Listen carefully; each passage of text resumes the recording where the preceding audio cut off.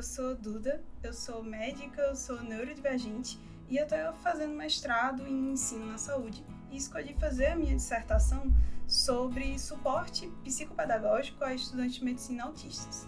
E antes de eu responder a pergunta, que é o título desse vídeo, você gostaria da cura do autismo? Eu quero fazer um disclaimer. Obviamente, esse é um tema muito complexo, que tem muita divergência, tanto dentro da comunidade de autistas adultos, quanto dentro da comunidade de pais, de familiares de autistas. Então, obviamente, a minha opinião não vai representar aqui o que todos pensam sobre o assunto. E antes de eu entrar no que eu pessoalmente vejo sobre o assunto, eu quero falar um pouco sobre o que é que eu encontrei na literatura acadêmica, nas minhas pesquisas do meu mestrado até agora. Em geral, você vai ter uma divergência entre dois grandes grupos aqui. Você tem um grupo que é o grupo de autistas adultos e outro grupo que são dos pais de autistas, de familiares de autistas. Obviamente também generalizando aqui o pensamento de cada um desses grupos. Os movimentos de pais de autistas são de forma mais comum, mais comprometidos com pesquisas e até financiamento realmente desses estudos científicos que procuram identificar qual é o gene do autismo.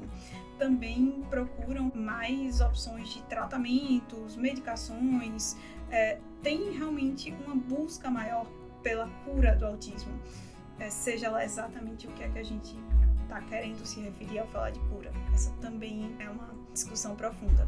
Por outro lado, quando a gente está falando dos movimentos que são liderados pelos autistas adultos, ou seja, nós por nós, esses movimentos costumam afirmar que eles não desejam uma cura, porque eles entendem o autismo como uma parte identitária, como uma parte inerente ao nosso ser. Nós entendemos o autismo como uma deficiência que compõe quem nós somos, que traz limitações, traz dificuldades, traz sofrimentos, mas que é impossível nos enxergar sem isso. Não é como se eu fosse ser curada de uma gripe, que não é algo que constrói a minha visão de mim mesma. E aí, por conta disso, eles preferem que a gente fale sobre acessibilidade, sobre direitos, e que esses movimentos de autistas adultos, eles se inspiraram principalmente na comunidade surda, que é uma das comunidades de pessoas com deficiência que foi uma das primeiras a estar encabeçando, digamos assim, na mídia, a pauta do nós nos entendemos enquanto identidade, enquanto quem nós somos, e não como um problema, uma doença, um transtorno a ser evitado. Um dos problemas que a gente vê quando se fala da literatura científica sobre esse assunto é que a maioria desses estudos apontam os déficits.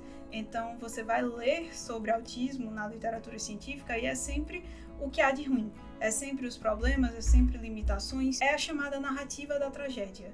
Então, é uma notícia triste quando você diz para alguém que essa pessoa tem autismo. Mas quando você fala com os autistas, a maioria deles fala que se sentiu aliviado com o diagnóstico tardio ou que simplesmente isso é mais uma característica. Eu tenho cabelo castanho, com mechas azuis esverdeadas, eu sou autista. É parte de quem eu sou. Mas a narrativa da tragédia na literatura científica está sempre enfocando o que tem de problema, mas não traz tanto como resposta o que nós temos de solução.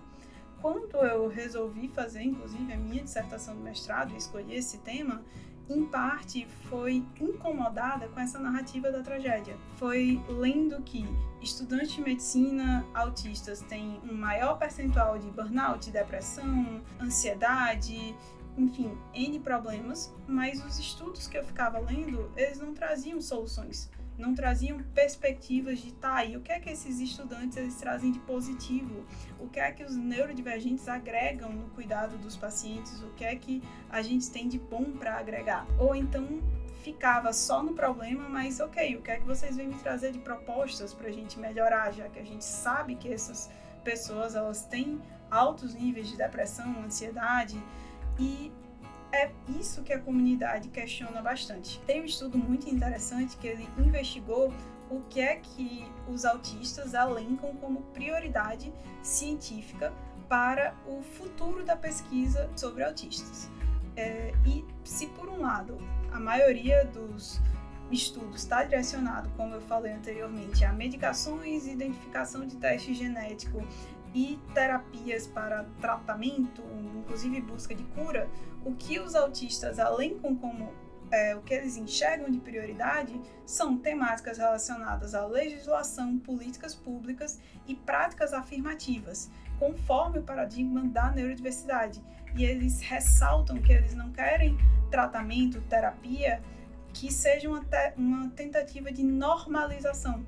Eu não quero um tratamento para eu parecer mais neurotípica, eu quero me sentir melhor comigo mesma, do jeito que eu sou. É até uma posição interessante de ser pesquisadora e ao mesmo tempo ser sujeita, né, da pesquisa, porque eu me vejo falando, eles querem que seja priorizado políticas de acessibilidade, mas eu me incluo também nesse eles, né? Um dos problemas que a gente enxerga e que é muito perigoso é a associação do teste genética com o risco de eugenia.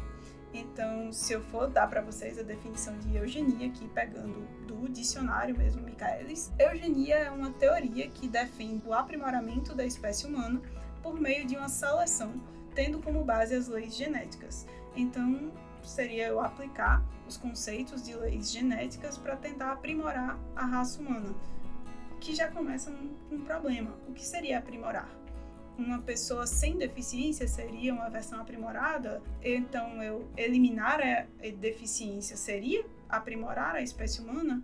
E aí a gente entra na discussão de que o selecionamento de embrião e fazer teste genético em embrião antes de implantar é algo que já existe e a gente ainda não conseguiu discutir efetivamente, e eu não sei se um dia a gente vai conseguir chegar a uma conclusão de forma unânime ou pelo menos majoritária de qual é o limite ético para testes genéticos em embrião.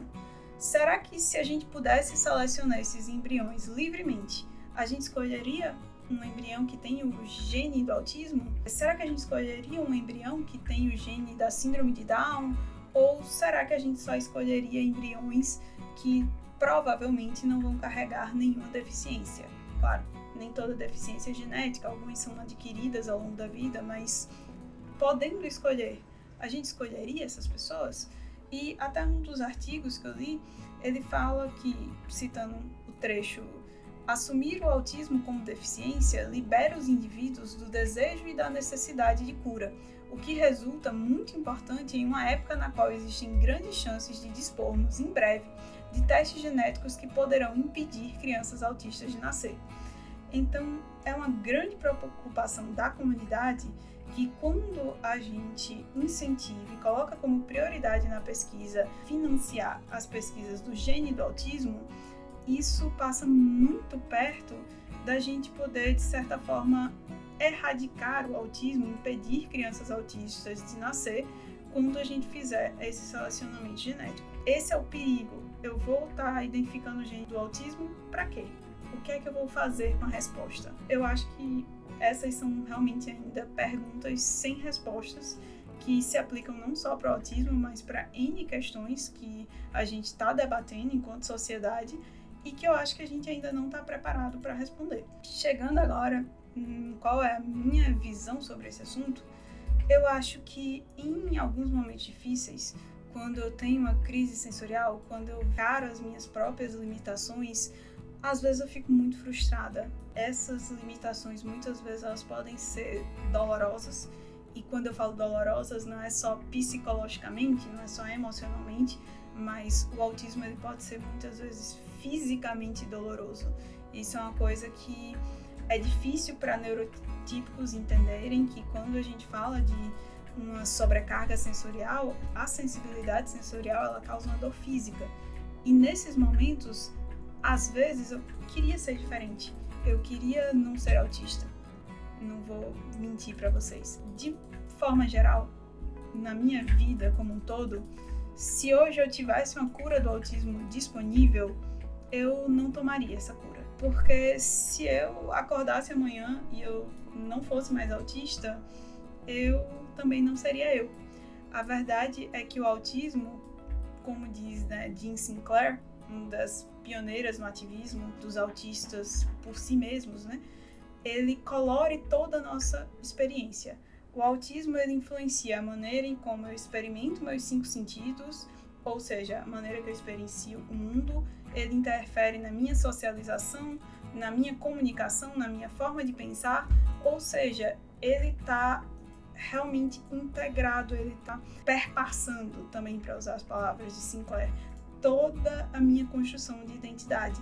Se eu acordasse amanhã e eu não fosse autista, eu seria uma outra pessoa, eu deixaria de ser eu. Continuando nas palavras, né, de Sinclair, a tragédia não é que estamos aqui, mas que o mundo não tem lugar para nós.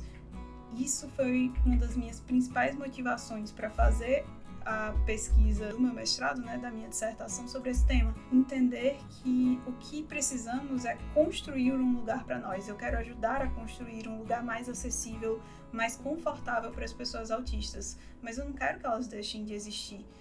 E algumas vezes eu já vi também alguns comentários quando a gente faz discussões sobre esse tema, de que essa é uma visão que é fácil para autistas de suporte 1, como eu, porque pra gente nós temos mais independência e por isso seria mais fácil, e que isso é muito diferente se a gente for pensar nos autistas mais graves. Sem entrar aqui na discussão de que realmente é errado a gente estar classificando autismo entre leve e grave, mas estou usando o termo para exemplificar os comentários que eu vi algumas vezes por aí. Mas para responder esse comentário, eu quero trazer para vocês as palavras do Naoki Higashida, espero estar pronunciando o nome dele corretamente, que é um autista não verbal, o termo mais adequado seria não oralizado, e foi alfabetizado apontando para as letras numa prancha de alfabeto e depois aprendeu a digitar também. E com 13 anos de idade, ele escreveu um livro que chama O Que Me Faz Pular, respondendo algumas perguntas sobre a experiência ou a vivência, o olhar dele sobre o mundo, sendo uma pessoa autista de maior nível de suporte.